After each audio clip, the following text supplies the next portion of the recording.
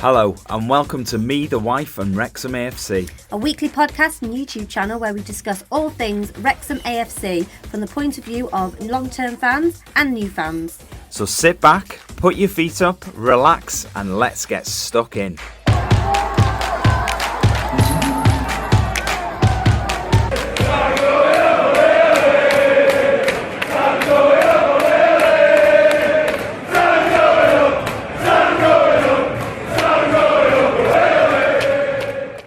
Hello and welcome to episode 113 of Me, the Wife and Wrexham AFC. Coming up on this week's show, we're going to have a look at some of your comments and questions over the last week. We're going to talk about the Peterborough game, obviously. Transfer deadline day news, what that means for the club, people in, people out, all that sort of stuff. And, of course, we're going to look ahead to the big derby against Shrewsbury on Saturday. So that's all quite exciting. Should probably do a bit of an apology to start with. I'm going to tell you a bit of a story. So Ticketmaster's ruined my life this weekend. 100%. So I'm a big Oasis fan. Obviously, for anybody who doesn't know, Oasis, big band in the 90s. I mean, I've got one of their album covers tattooed on my arm, which you would think would give me a bit more priority on tickets, but that's not the case. So, yeah, they got back together, announced some shows. We picked a show that we wanted to go to, which is in Wembley. So the tickets got released on Saturday. So we went in an online queue, in the queue for 5 hours. It was 8 hours. No, 5 hours initially. Oh, right, okay. Yeah, I'm not... Whoa, let's talk about the first, right, okay. the first thing first. Yeah. 5 hours in the queue. We were moving along nicely. Still tickets available. And then we got to a point where we were nearly in for them to say, your account's been suspended. No, session. Our account wasn't suspended. The session was suspended. Whatever, because they thought we were a bot for some reason. Because maybe... it's only bots who would actually sanely sit in a queue for 5 hours just staring at a screen. So we did that, and then we repeatedly tried to get back in throughout the day. The most disappointing part for me was when I actually got in, I managed to get 2 tickets in my basket for a message to them pop up and say, these tickets have gone. Which, honestly, it's absolutely killed me. So in total... we were both, well, Ryan, you weren't on your phone all the time because obviously we went out. Because you were ahead in the queue. I was ahead in the queue, so I kept my phone on. We went out, still had my phone on, and then it was my phone that said your session has ended when we were like literally... nearly in, and yeah, so 8 hours in total we were on the phone for. A bit more than that probably, and then I was still on right at the death, sort of like at 7 o'clock at night when it actually sold out, which was, yeah, really, honestly, it's destroyed me. It has completely, it's ruined my weekend. I kind of feel the pain of Wrexham fans trying to get tickets. A little bit, but possibly on a grander scale, I think, the amount of time. It was shocking. Absolutely shocking. It's ruined me completely. So fingers crossed they're gonna release more dates and we can get in. Try again, which will be fun. Can't wait for that, to do that all over again. But congratulations to everyone who got tickets. Sandy got tickets. I don't know how I feel about other people getting tickets, to be honest. I do find it quite hard to feel happy for people who got tickets when I didn't. So, I mean, a big thing that we talk about on this show every week is sort of mental health, and we talk about Dragon Chat and all that sort of stuff. And I think it's one thing to remember for everybody is something that might seem quite trivial for one person could be like the end of the world for another. And it can really affect people's sort of mental health. Definitely affected you yesterday. Yeah, massively. It did. Yeah, so... and like, jokes aside, and, you know, people just say, you know, football's just a game, or, you know, going to see your favourite band's it's just a band. But, like Ryan said, it can affect people in different ways, so... yeah, so we'll shout Dragon Chat out twice this week. Obviously, anything that's affecting you, you know, Dragon Chat do 2...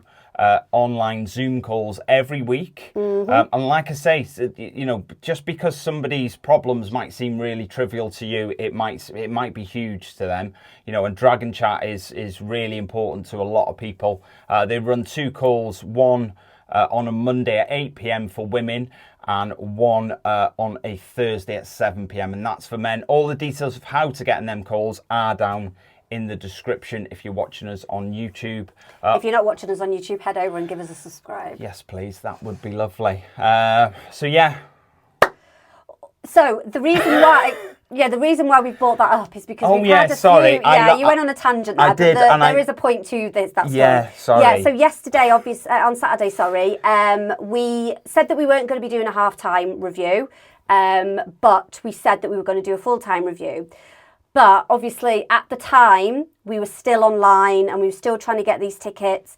And we were trying to sort other stuff out at the time. We're refurbing our house at the moment, so we were trying to get other stuff sorted as well. And our son goes back to school on Wednesday, so we were doing that as well. It's just everything was just it got a bit too much to do a full-time show, which we're gutted. Yes. But we promise. Apologies for that, because we didn't actually say, look, we weren't going to be doing it.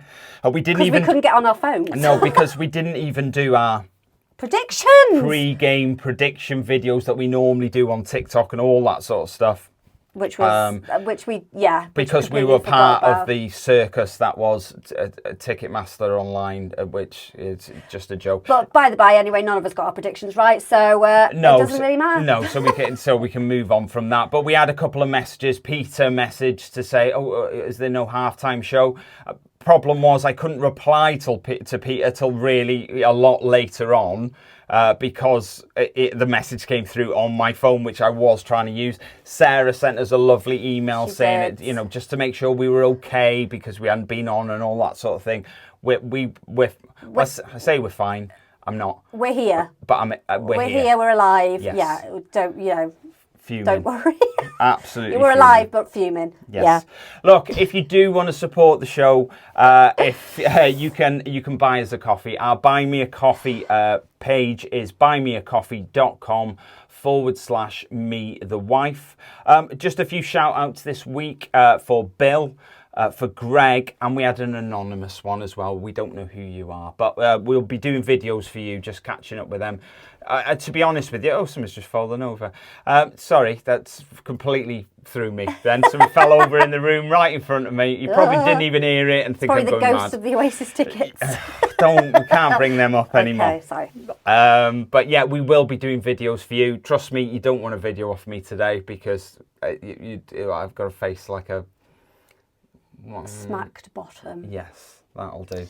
But we will do videos for you. Thank you. Thank you very much. Yes. So, transfer deadline day. You grabbed me then. I thought you were falling, or were you just trying to get me to stop speaking? Stop speaking, yeah. Okay. Because I knew you would have gone from the Buy Me a Coffee into this next segment, and you drive me insane when you do that. You don't give me a chance to speak, so I have to give him like a little nudge to let him know that I'm going to speak now. It's like a button. I'm like a robot who will just keep talking until somebody turns me off. And Siân grabbing my wrist is her way of saying, stop now. Because nobody can see it. Yeah. But Ryan alluded to it. So anyway, transfer deadline. The transfer deadline ended on Saturday at midnight. Yeah. Is it Saturday, Friday? No, 31st. Oh, I don't know. No, yes. I thought it was Friday. No, 31st was Saturday. I don't know. If it's not to do with Oasis, I'm lost this week. So transfer deadline was on Saturday 31st. We've got a few players that have gone out on loan, and we've got some players that have been signed. I'm going to stop you. It was absolutely Friday night. 100% it was Friday night, not Saturday. But it was the 31st on Saturday. The 30th was the deadline. Okay, sorry. I thought it was the last day of the month. 100%. Because there's games on Saturday, they never have the deadline on Saturday because obviously people are off doing more important things like actually playing football. Okay, well, anyway, it's over. Friday. It's over. So the club announced that Sam Dalby was going on a season-long loan to Dundee United. Good move for him? I think so, because I can't see now, obviously we'll discuss the signing that we had, I can't see with this new signing that we had that he is going to be getting, he's not going to get any game time, and it's for somebody who probably, he's young and he wants minutes on the pitch. I think moving him to another club for a season you know, it'll do him some good. So yeah, there's some big games up in Scotland. Scotland doesn't always get sort of like they see it as a bit of a second-class league. A lot of people do, but there are some big games up in Scotland. You know, we'll get to go to places like Ibrox, where Rangers play, Celtic Park. They've got the derby. I think Dundee and Dundee United. Don't fully quote me on this, but I'm pretty sure they're the two. I'm sure one of the listeners will. They're the two closest clubs in the UK. Their grounds are literally next to each other. So if you is there like a car park in between them or something ridiculous? Possibly, yeah. Like that, I think they're so close. Yeah. If you just Google that, there's an aerial shot of the two grounds, and you won't believe how close they are. It's sort of, to give you an idea for anyone who's been to the racecourse or seen, you know, sort of aerial shots of the racecourse, it's pretty much like the racecourse and having a rival team where the university is, literally right next door. It happens though, doesn't it? Like Nottingham Forest and Notts County, they're pretty close. They're close to each other as well, so it does happen. Yeah. Billy Waters, he has gone on loan to FC Halifax until January the 3rd. Oh no, it just said January for him actually. Did they? Yeah, I think so. It's January the something anyway. I thought it was season long for Billy, but anyway, I think that's probably a good move for him as well. Yeah, because he's going to be another one that's not. Well, he hasn't had any. He didn't have any minutes last season in League Two. I couldn't imagine how it was going to be a case he was going to all of a sudden start getting minutes in League One. A decent move. He knows the club as well. Yeah, he did post on social media that he was glad to be back. Yeah, so he's played a lot of games for Halifax. He went from Halifax to Barrow, and then we got him from Barrow. Always seemed like a bit of a last-minute panic by Billy Waters did to sort of strengthen.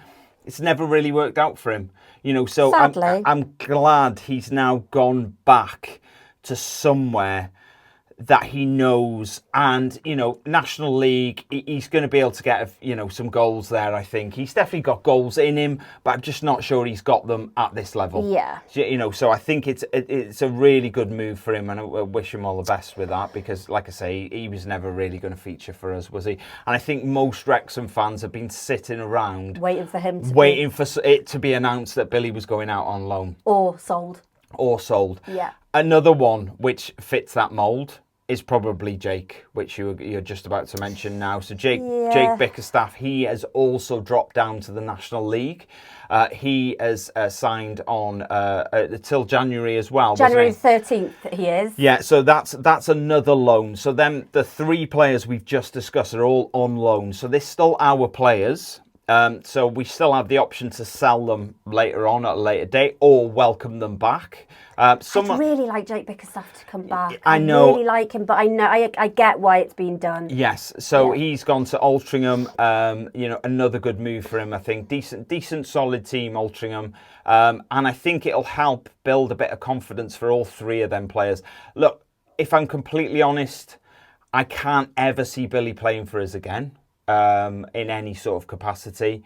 Sam, I'm not sure. Sam is still young and can learn a lot, and he's a big unit, and I think if he develops in the right way and improves his game, you never know.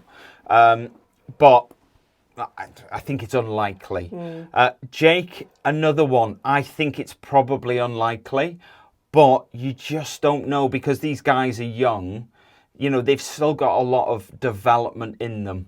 If something just clicks with them and they start knocking in, 20, 30 goals in a season, you'd be stupid not to look back at them and go, oh, do you know what? We've still got a player there. So, you just never know. I'm not sure, though. But I think good moves for all three, if I'm completely honest. So Thursday night, there was an announcement that they were, Wrexham had put on their Twitter, and you thought we were, what did they say? And you thought we were done. And you thought we were done, and then obviously a picture of the printer. Yeah. So they announced that they were doing a printer live on Friday at 9:00 in the morning for obviously UK time, that is. So I was in work at this time. So was I. But luckily, There are the people who were in my team are Wrexham fans. So you had a little break to watch who it was. Well, yeah, we did. We were all we weren't. I had it on my phone, and then I was obviously just announcing it to everybody that Mo Faal had been signed. Yes. There's a guy who sits opposite me called Steve. We were actually talking about it before they announced it, and I had put on social media the night before that there was rumours of Mo Faal, and lo and behold. Yeah, I don't think that was another one that wasn't a very well-kept secret. I think most people knew it was happening. Mm-hmm.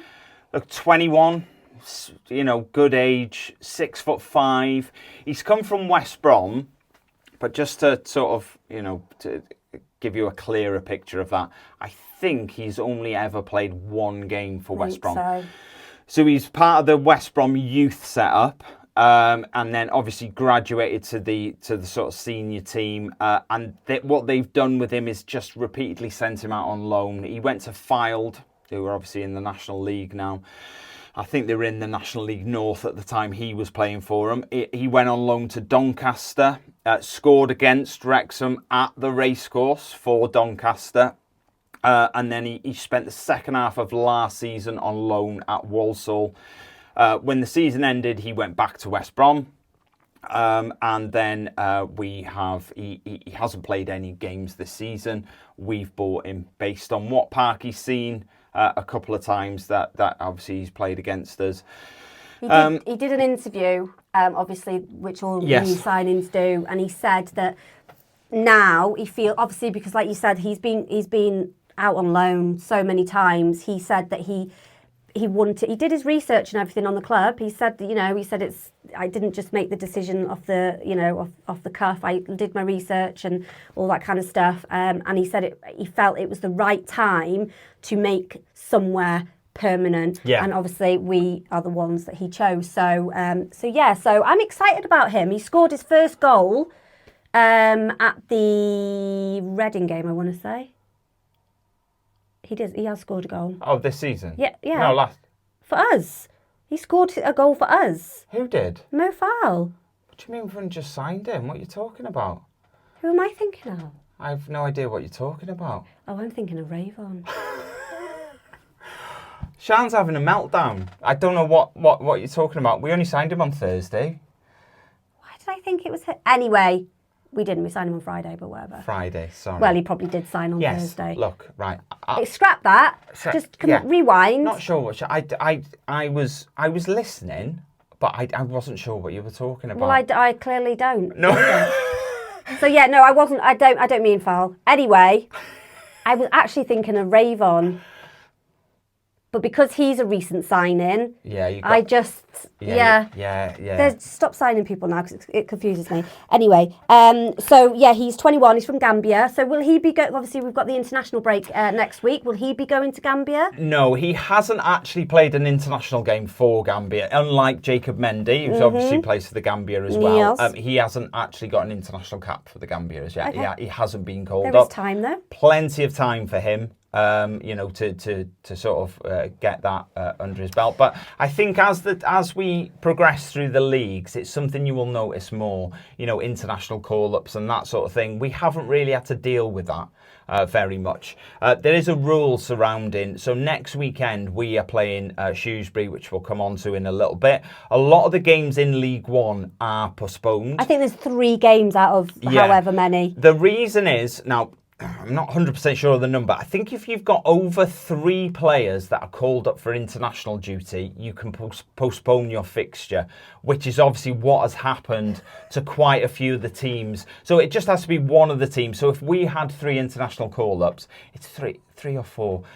Then obviously you can postpone your game. You don't have to though, do you? I don't think you have to. If you feel that you've got enough strength and depth in your other players. Yeah, or it might be players that weren't even going to feature in the first team. You might choose to not postpone that. But there is a rule out there. So there's not many games next weekend. That was a very big inhale then. I know, yes, it was. So yeah, I think this is a good signing. I do. But it is somebody who is not completely untested, but it might fall into a similar sort of bracket as Sam Dalby, maybe, in the sense of, he's still young. You don't know where the development's going to go. He might have already reached his peak and he might not get any better. I don't think that's the case with him, but you just don't know. No. So it's a little bit of a taking a chance, but at the same time, we know he can score goals. We know he's big in the air, which we know Parky likes one of his strikers to be big, tall, He's 6'5", isn't he? 6'5", big lad. I think, he's a good Ollie replacement, with Ollie and like Stephen backing him up. How quickly he's going to end up in the team, who knows? He was on the bench against Peterborough, didn't get any minutes, but he was there, which I feel is really important. When you sign someone new, I'm not a big fan of throwing them straight in, but to be part of that matchday squad, I think is a really good thing, because you get to know the lads a little bit more. You're sitting with the rest of the team, and you get to warm up with them. You get to do all that in a matchday setting. I really like that. I think that's what Parky does. Yeah, I think that's what he does. He doesn't, like you said, he doesn't throw them in.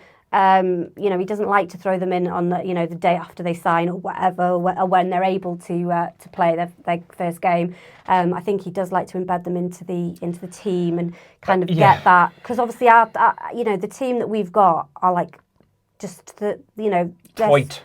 They're really tight, and I just think it's like when you're in school and a new boy or girl starts and you've already got your gang of friends. They kind of like come in and you're like, but you need to kind of get to know that person before you could. So it's a similar situation, obviously on a grander scale. I think Parky does his thing well. Yeah, he does his thing well. He does his thing well. He does, yeah. I think I did see a couple of comments from West Brom fans online. Some just saying good luck to him.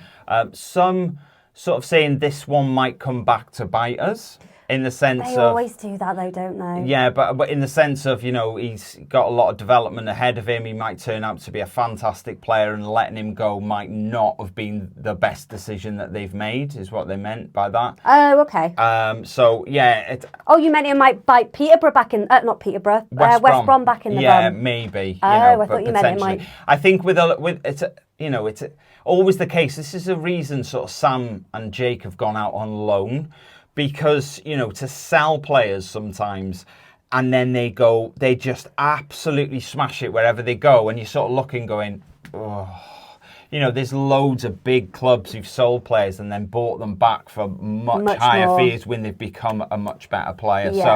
Yeah. So they sort of had a feeling that maybe it might come back to bite them. So we'll have to we shall wait and see. That's a positive thing, though. The fact that West Brom fans are saying that holds. Wasn't loads of them saying that. Don't get me wrong, but I did see one or two comments saying that. Yeah. So the Peterborough game. Yes. So Jack started. You got your lineup correct. I did. I assumed that was going to be the case. So you thought Jack was going to start, which he did. Paul was on the bench again. I don't know how surprised I was. I sort of felt... You were adamant that Paul was going to start. I felt it could have gone two ways, but I just felt that knowing how important Paul is to that team, that perhaps Parky was just going to go, just get him in. Get him in, get him more minutes. Because for me, what normally happens is you get your 20 minutes at the end of a game, and then you go, right, we need to ramp that up a little bit, because, he's obviously fit. He's had 2 weeks of training. He's back there. So I thought maybe chuck him in at the start, give him a half or 60 minutes. Yeah, and then bring That's how on. I thought it was going to go. I understand why it didn't go that way and why we started with Jack. I put Mullen in my lineup for Shrewsbury. Yeah, I think that's the way I'm going to go. But the thing I look at now is how long is Jack going to get on the pitch moving forward? Jack's, I think, very much proved his worth. Definitely. Over the first few games of the season, and he's proved he can do it. And I think for me now, it's is he going to go back to 10 minutes at the end of a game or 5 minutes at the end of a game? And, you know, is that the way it's going to go? So he can come back on. Yeah, you know, so I don't know. I don't know how it's going to go for him. I'd be gutted for him, to be honest, because like you said, he has played so well. Obviously, you know, replacing Mullen while he was out recovering from his operation that he had in the summer. I just think that it'd be really unfortunate if he doesn't get any game time. But obviously, Mullen is our star player. Yeah. And he's back, and, you know, hopefully he'll be stronger than ever. I don't know. It's a bit of a tough one, that. And then obviously we've got Mo, who's come in as well. But he's more of a Ollie Palmer, Stephen Fletcher position, isn't he? Like being tall. Yes, I don't think he possibly needs to worry about that sort of part. But yeah, I think. Yeah. Look, Saturday was potentially a long, difficult day. I sort of anticipated. Yeah. I was worried about it, and I think I just need to sort of make it clear here, but because you are going to hear me say a lot of times during the season, "Oh, I'm worried about this one," and that's not because I don't have belief in the team that we've got. The reason I say, "Oh, I'm worried about that," is there are a lot of seasoned League One clubs here. You know, Peterborough have been in League One or the Championship for years and years and years and years. They know how it works. They're always up and around. I think it was last 5 seasons they've been in the top 7 in League One. So they're no slouches. They know how this league works. They're used to this league. They've got a manager in Darren Ferguson, obviously ex-Wrexham player, who knows this league superbly well. I think it must run in the blood with him. In fact, his dad was a manager. But, you know, he knows how to set his team up in this league against opponents. That's why I say, oh, this could be a really difficult one. And it's not my lack of belief. It's just the amount of teams that have played at this level or higher for a very long time. I do think you have to be realistic, though, sometimes. You do. And I think we've just been, not lucky, because the lads do play really well. Yeah. But, you know, all the games that you've said will be difficult, we've not lost a game yet. No. So... But, you know... It bodes well for the rest of the season. But obviously, we're all not naive enough to think that isn't coming at some point. Oh, God, yeah. Because it is. It'd be lovely if it didn't. And it might be a shock when it does come, you know, not because, you know, if we lose against a team that on paper you'd go, they're probably a better team, you know, that's one thing. But you never know in leagues like this. You could end up losing to somebody who is not, you know, on paper a very good team. You just don't know how it's going to go. And it will be a shock. When we lose our first game, it will be a shock. I just hope it's not on Saturday. I don't know. For me. Look, I think London Road's one of the most difficult places that we are going to go this season. We've done it now. Done it. 3 points. Bye-bye. Back home.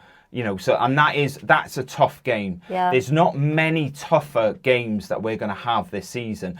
I don't think Peterborough particularly performed to the level that they could. They know that you know. Although I think that, coupled with the fact of how well we played, made it a really good game for us. To be honest. I mean, as soon as the first whistle went, we were on it, and you know, they kept in their, you know, formation, their shape. Pretty much the whole game, they didn't really come out of it, and if they did come out of it, they got back into it pretty quick. I just think.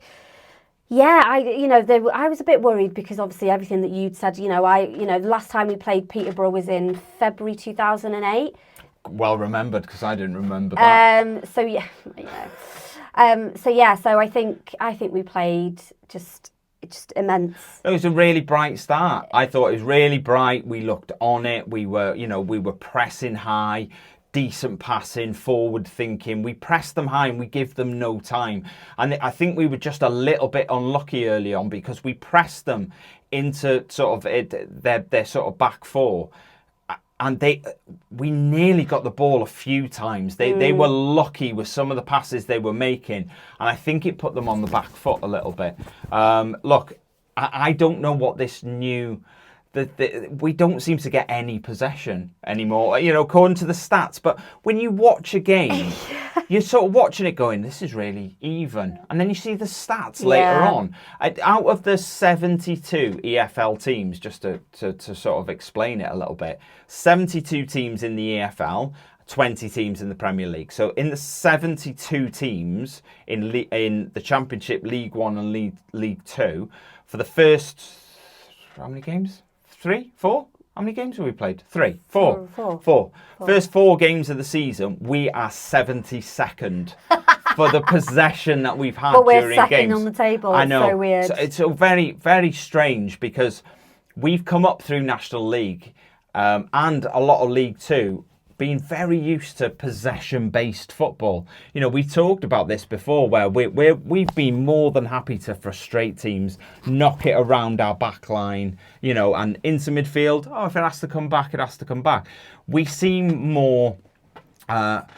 It's how can I explain it? We're not really about that anymore. We're not really about frustrating teams. It's like, right, we'll take a third of the possession, but when we have it, we're going to do something with it. Yeah. And we're going to get the ball forward. And I think George Dobson is a big influence in that, winning the ball back, getting it forward. Because if it takes you 3 minutes as a team to build up really slowly to create half a chance in their box, okay, that's a 3-minute period of play.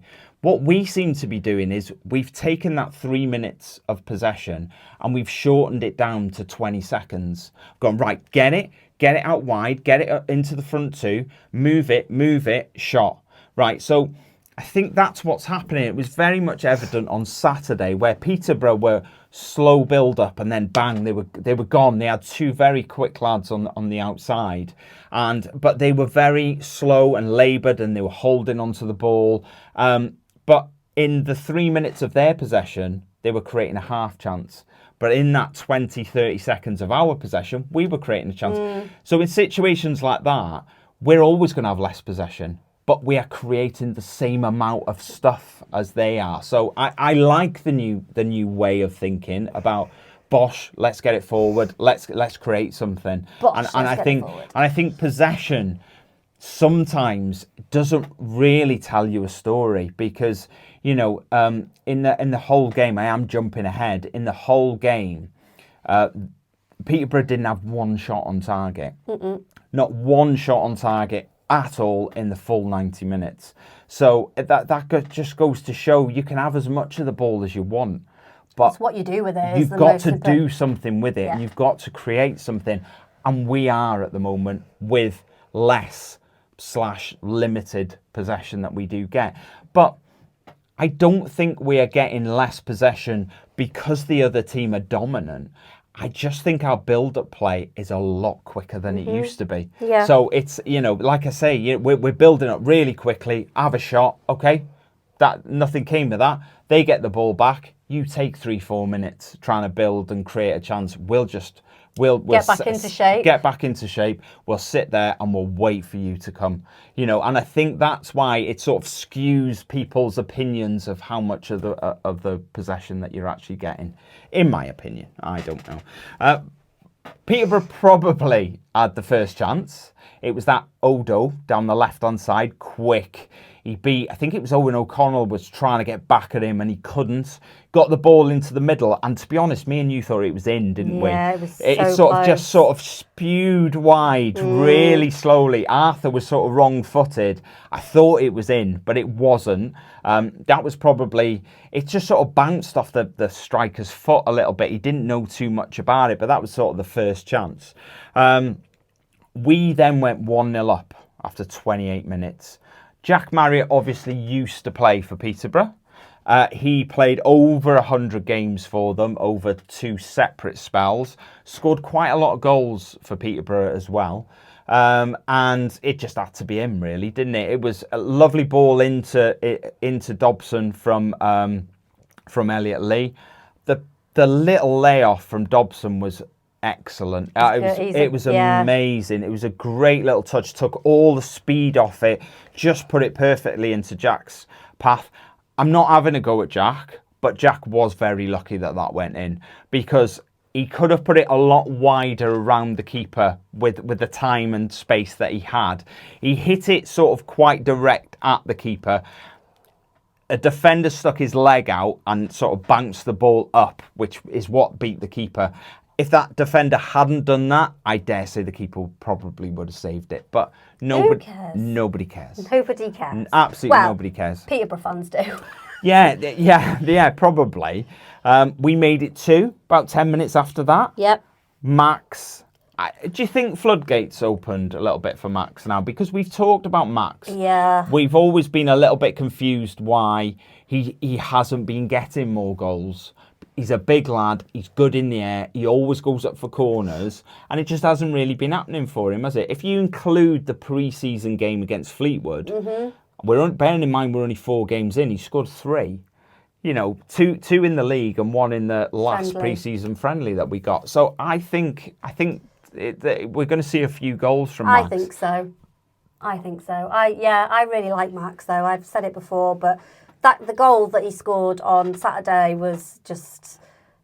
I don't think it was like the most sexiest goal in the world. No, not at all. But it was, you know, he got the job done. He was there. He was in the air. He headed it down, and he got in. And I think it got in. It got in. So I think, I do definitely think there's more goals in Max, and I've always thought that, to be honest. Yeah. And I just think. Yeah, I love it when Max scores, because it's just... It'd be nice for him to get 6 or 7 this season, I think. That's possible. It is definitely possible. You know, we've had Aaron Hayden in the past in the National League getting into double figures, which is crazy for a centre-back. But I definitely think 5, 6, 7 goals, Max has got that in him this season. I'm fingers crossed he does it, because I think he could be really chip in with some nice, important goals, I think Max could this season. Look, we nearly made it 3-0 before half-time. Got a free kick, 30 yards out. Was that O'Connor? Yeah, Tom O'Connor went, I'm going to have a go at this. And I was like... unlucky. And I was like, that's not going in. And he hit it, and it came off the bar. Some speed, great placement, just a little bit too high. I think if that was a little bit lower, don't think the keeper was getting to that. That was right in the corner. So that was unlucky. But, you know, I wasn't downbeat, about the football. At that point, it was, you know, going in at 2-0 at half-time. Offered before the game, if I was offered 0-0 at half-time before the game, I thought for me, that would have been brilliant. You know, to go somewhere really difficult with a team that likes having the ball and passing it round, has got quick wide men. To get in at half-time at 0-0, that I think I'd have snapped anyone's hand off for that. But to go 2-0 up, it's sort of like, well, that's brilliant. It's the dream, isn't it? It is the dream. I think 2-0 at half-time always worries me a little bit, because I think, for me, the next goal is so important. Yeah. Because if they get 1 back, all of a sudden, tails are up. And I think, you know, definitely the first 5 minutes in the second half are really important. You've got to stay tight. You've got to keep your shape. But the second half was more of the same for us. It definitely was. We didn't rest on our laurels, which we have done before, being 2-0 up at half-time, coming back out in the second half. Sat back, and that's when we started to concede goals. But I think they've obviously learned by that not to come out and not expect, you know, we're 2-0 up, that's it, the game's done and dusted. Yes, yeah, definitely. I think, you know, really bright again in the second half. Barney saw lots of the ball, lots of really good movement from him, you know, showed his pace really well, got some really good balls into the box. Peterborough had a couple of half chances, but like I said, they had no shots on target for the whole game. I'd probably say their best chance in the second half was when Con Clark came back in on his left, curled a shot round a Conquo. It went just past the post. And to be fair to him, I don't think Arthur was getting that. If he'd got that right, yeah. I don't think Arthur was getting that. But again, it was another shot off target for them. The next thing to talk about was the only sort of dampener on the day, really. Andy running for a ball, pulled up, looked like a bit of a hamstring. Yeah, he was holding the back of his leg. Yeah, so we don't really know if it's at time of recording. we don't know if it's gone or whether he just felt something and he went, let's err on the side of caution a little bit. I've put, obviously, with Cannon going off, Rathbone came on. And so, because we don't know if this is serious or not, or whether it is just, I think maybe a week off for Cannon might be the ideal situation. And so I've put Rathbone in my lineup for Shrewsbury with Dobbo. I think that's sensible, if I'm completely honest. I think Andy might need a week. I think he's definitely going to be rested from training for a few days. I do like players who are going to play on the Saturday to have had a full week of training. So I think even if he's okay, we might just sit him on the bench. Yeah. I would like to see more of Rathbone, if I'm perfectly honest. Good, yeah. He's got a really nice touch. He can really pick a pass. I like what I saw in the short amount of time that we saw him on Saturday. I think he could be a really good player, but I'd like to see more. Yeah. I would. And I think, not being awful to Andy, but this might be the best scenario because, Phil might be struggling a little bit to go, well, I can't really take Andy out. But at the end of the day, we've got a really good signing sitting on the bench, not really doing anything. We at the moment, like we've said before, we've signed him to sort of shake hands with people in the temporary cop, in the fan zone. Yeah. So this might be the best scenario all the way round, where we're going to get to see Rathbone and what he's about and get a few minutes in. Look, I'm not hoping Andy's out for a long time, but it might be a good opportunity for Phil not to have to make a decision. The decision's made for him. Exactly. Yeah. And it makes it a little bit easier for rotating things around if someone's got a little bit of a knock or something, or a little bit of a niggle in a muscle. Well, this is why George Evans is out at the moment. He's got a niggle. Yeah. So obviously George Dobson's kind of taken his place. But George Dobson is...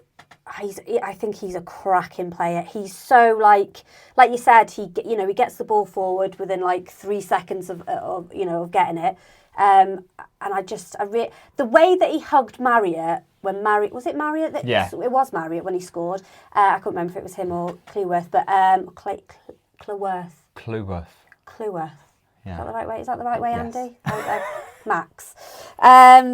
So when Marriott scored, I just loved the way that Dobson ran up to him and it was like, it was just lovely to see. I think I'm such a girl when it comes to stuff like that. We've got a fantastic player there. Yeah. We really have. I was a little bit, I'm not sure. Let's see what we get. I like him. Fantastic player. Really is. Gorgeous George or gorgeous George D? I find Georgie? it. I find George D. I find it hard to think that I would ever have said this, but it's George Dobson for me over. I like George Dobson. Yeah, I think so. I do. I'm looking forward to seeing more of him. So, but obviously we hope that George Evans isn't out for a long time. But yeah, I like George Dobson. Yeah, so look, we saw a bit more of Paul. Paul come on for another 20 minutes at the end. Bit more fitness for him. He had a bit of a speculative effort, which for a split second, he hit it from about 25 yards, tried to sort of loop it over the keeper. We thought it was in, didn't we? It was unlucky. Yeah, it was unlucky. It was unlucky. He had a chance later on as well, where we've sort of been spoilt. Because another great break from Barney, run the sort of length of the pitch, crossed it in for Mullin, and then he put it just wide, and we were like, what's he doing? And it's like, but I think we've been so spoilt with him. He's just coming back, and it's just like, it was unlucky. It was just past the post. Yeah. But, look, an amazing win, all in all. Takes us second in the league, just behind Stockport. 10 points. Fact for you, which I saw from Craig on Twitter just before we started recording.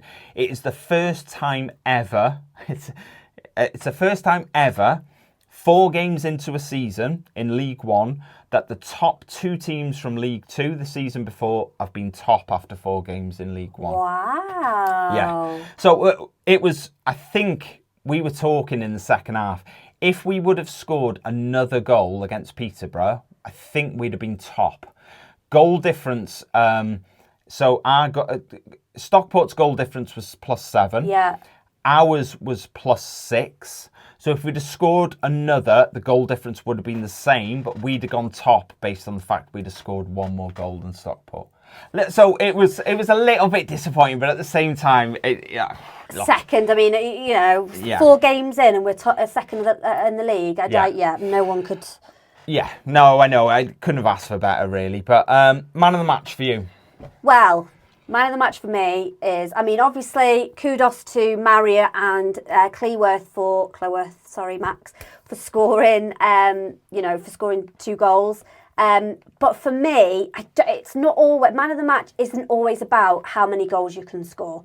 It's what you do in the playing field, in the field of play, however you want to say it, during the game that should be taken into account. And for me, I can't give it to anybody else but Ryan Barnett. I thought he was superb. I would agree. I think you've got to give it to Barney on Saturday. But I can always see a but coming. I think George Dobson was very close. Yeah. Very close behind, but I just felt that Barney edged it on Saturday. Could you see him running, like getting the ball, and he was off, and it was just like, oh my God. So I put a post on Twitter after the game on Saturday, and I asked who your man of the match was. We've had quite a few responses. Yeah. Randy Kruger, Barney, man of the match for me. Everything Wrexham, Ryan Barnett. Trump is Project 2025. That is a very tough call. Jay from Wrexham FC. I can't choose, so both Dobson and Cleworth. Fernando Pereira. Max. Kluwer. He was strong and scored. Rob Abel. I will choose Dobson even if he's been retired for 15 years. I don't get that. Okay. Gareth Roberts, Dobson was outstanding. Sarah McLean in any position. Yeah, thanks, Sarah. Anthony Andrews, the 12th man. I mean, the fans at Peterborough on Saturday were immense, as always. 100% Dobson by Warren Barnett. There's loads. Thank you so much for obviously commenting, but it would just take me a long time to get through them. So I think the consensus was Barney and Dobson. Yeah. So I think you're right. I think Barney edged it.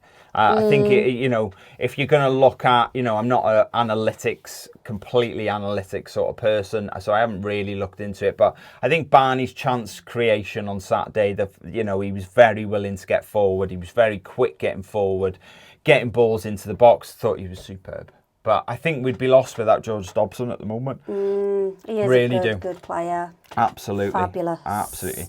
Couple of your questions and comments this week. Marie from SoCal. Siân, I hope you're enjoying your new job. I'm loving it. Thank you very much, Marie. It was my end of going into my 3rd week on Monday when this podcast comes out. So yeah, I'm loving it. People there are amazing. Best thing I ever did was get made redundant from my last job. It wasn't really your choice, but it wasn't my choice. It's the best thing to have happened. Yes, I would say so. Yeah. Linda Pollis, a big fan who lives in St. Louis and is trying to save up for a trip to the UK, which would include a Wrexham game. Get it done, Linda, definitely. We've had a question from Neil Walker. He has asked, can Mullen and Marriott play together? No. Let's move on. No. Look, on paper, 2 strikers, anyone could play together, really. Yeah. You just have to get used to each other. So technically, yes. Would they ever play together? No. They're 2 similar sizes. It's not just about that. They're 2 very similar players. They're both players who thrive on flick-ons and balls in behind. So flick-ons from a big man that plays up front with them. Balls in behind that they can run after and get after. They like getting in between the defender. And you could have 2 players of that ilk in the same team. But would you? No, I don't think so. I think you need a little bit of a variation up front. We all know Parky likes playing a tall striker with Mullen or Marriott or someone like that. And, which you could argue that's possibly why Billy Waters was signed, a shorter, quicker sort of striker who likes running in behind.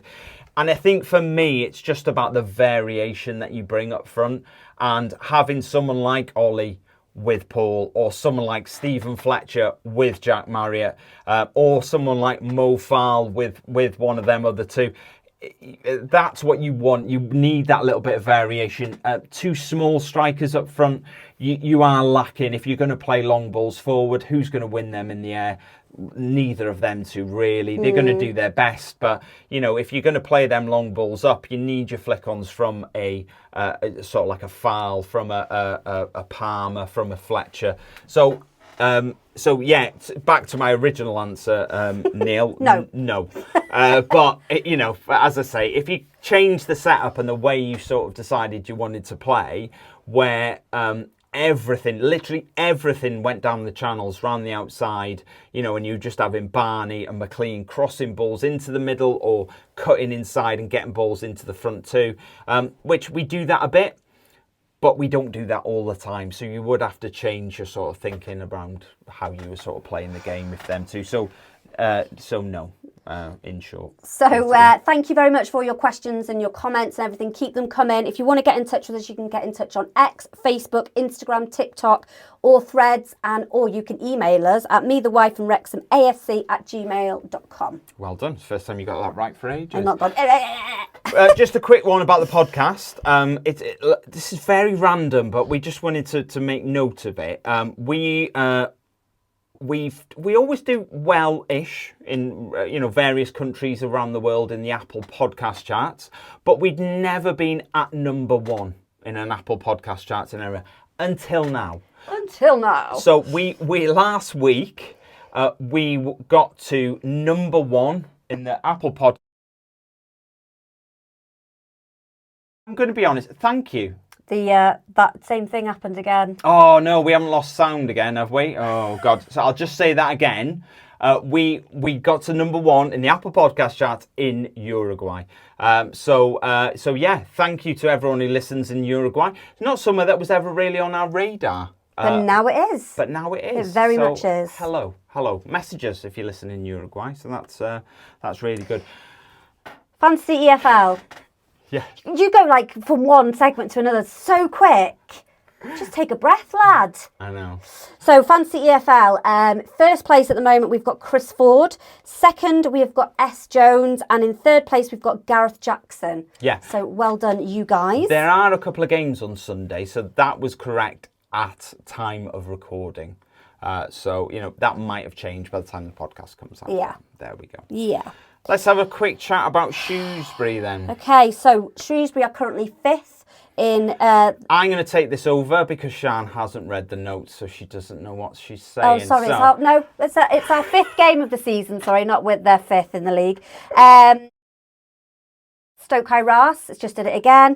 What is going on? Sort your equipment out, Ryan. I don't know what's happening with our equipment at the moment, but we keep It's begging for new equipment, isn't it? It is. I think we're at the point where we need some new equipment because Yes. we keep having this sort of issue, and I'm not quite sure why.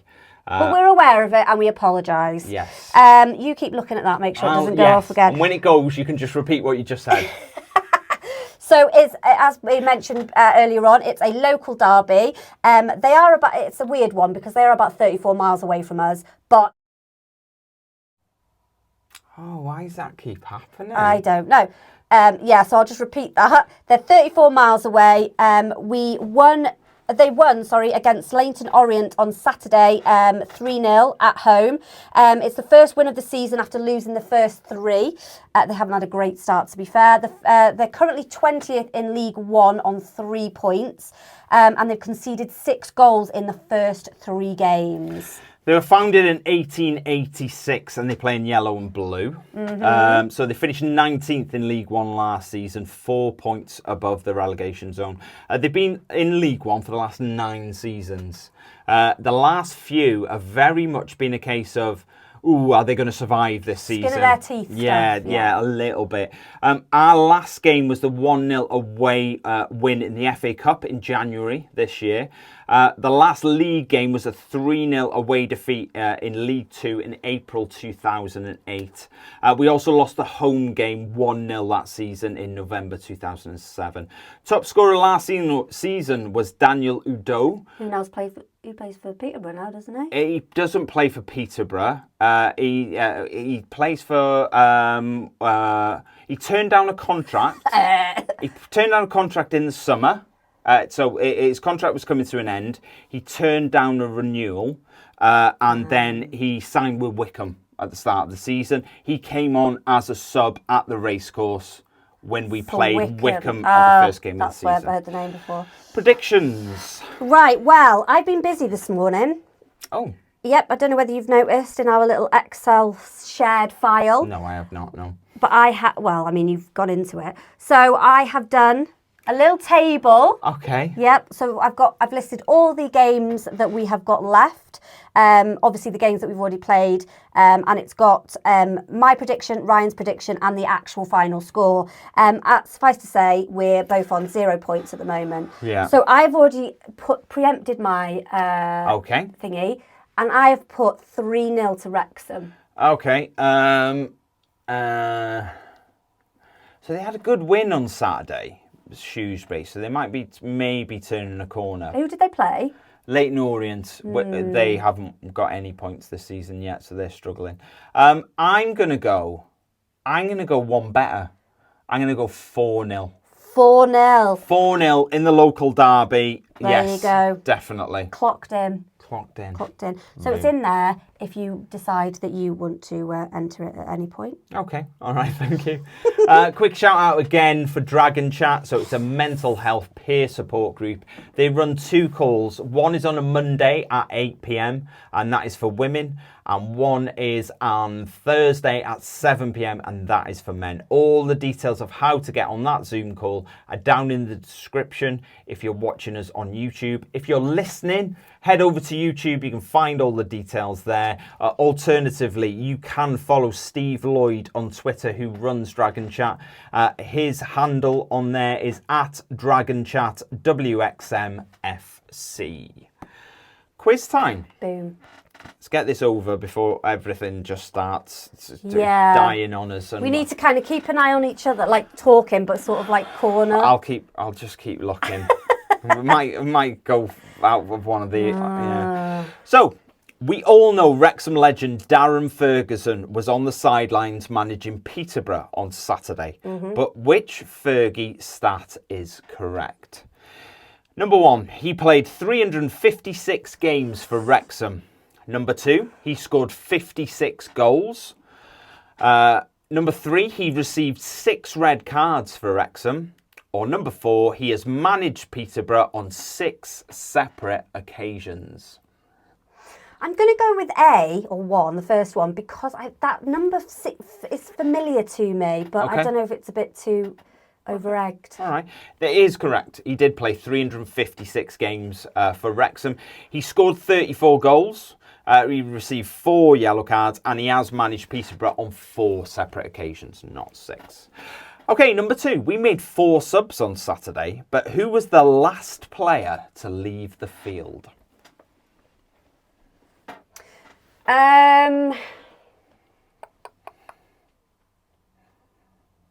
Barnett.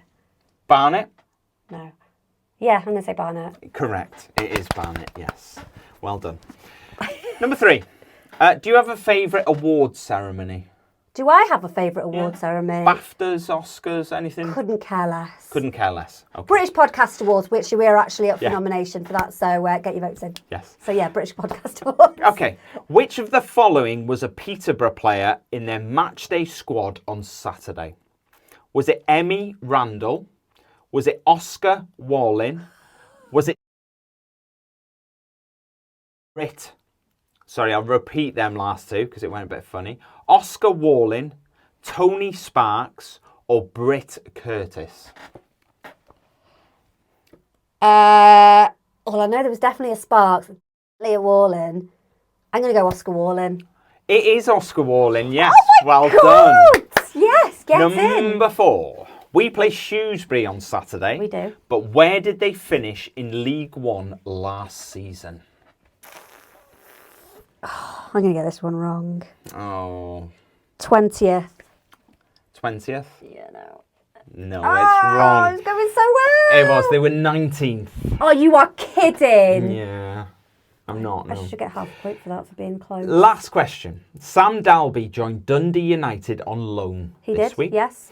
But which of our current squad played for Dundee United before joining Wrexham? I mean, the obvious would be Stephen Fletcher, but I know that he's played for that weird name that I can't pronounce. Hibernian. Did he play for Hibernian? I'm going to say Stephen Fletcher because he's Scottish, but I know. Oh, there is. No, it's not Stephen Fletcher. Oh my gosh. I'm going to say Ollie Rathbone. We got him from Rotherham. You know We did. That. Yeah, no, I'm not saying Ollie Rathbone. I'll just say Stephen Fletcher because I can't think, but I know it's not Stephen Fletcher. It is Stephen Fletcher, yes. He played for Dundee United, and then his contract came to an end, and we signed him as a free agent. Did he ever play for Hibernian? Hibernian? I don't know. I think he might have early in his career. Why were we talking about that then? When? I couldn't say it for ages. No, that was because Marvin Ekpateta signed for Hibernian. And he was one of our transfer targets during the summer. That's why. Look. 4 out of 5? 4 out of 5. I'll give you a high five for that. Thank you. Look, thank you very much for joining us. We are going to wrap it up. We apologise for these repeated little sound issues. I'm not sure how many times it's happened in this show, but we're going to try and fix it because I thought I had fixed it, but I obviously haven't. I think we need to get some new equipment. We do, I think. I've been wanting new equipment. Although this equipment isn't that old. It is quite new, and it's from not that long ago, so it should still be working. working. I just want. There's a certain way that I want the studio set out. So yes. So thank you very much for joining us this week. We will catch you again next Monday, and this Saturday for the Shrewsbury game, there will 100% be a full-time review live on YouTube. Jump on, you can comment. As always, we will try our very best to do a half-time review. Not always possible, but keep an eye out for us. There will definitely be a full-time one. We'll see you again next week. Have a good week. Bye.